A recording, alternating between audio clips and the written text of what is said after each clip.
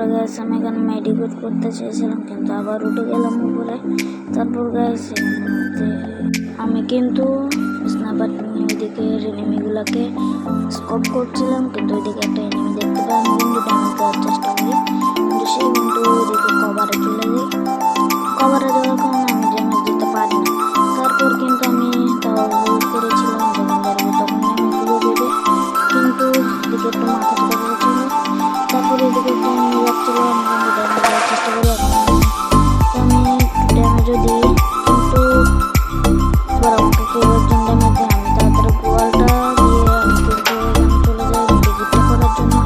মেডিকেটটা করে নিচ্ছি আমি, সেকেন্ড মেডিকেট। এবং এদিক থেকে দেখতেছিলাম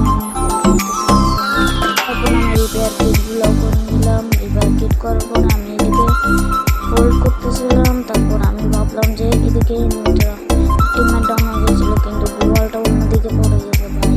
তারপর কিন্তু আমি একটু মেডিকেট করার চিন্তা ভাবনা করলাম,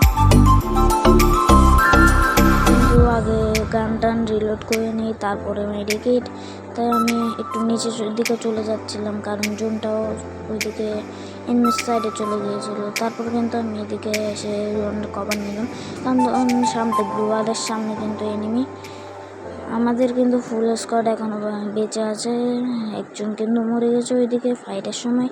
আমি কিন্তু ভুলে গ্লোয়ালটা ফেলে যাই। আমার মোবাইল কিন্তু অত্যন্ত ল্যাগ করতেছিল, মানে ভিডিও রেকর্ডার যখন অন করছি, মানে ভয়েস রেকর্ডার না, তোমার এটা যেটা ভয়েস রেকর্ড করতেছি ওইটা না, মানে রেকর্ডার যখন অন করছি আর কি, গেম রেকর্ড, তখন কিন্তু আমার এটা অত্যন্ত ল্যাগ করতেছিল। এখান থেকে কিন্তু আমি কোনো কিছু পাই নাকি দেখতেছিলাম।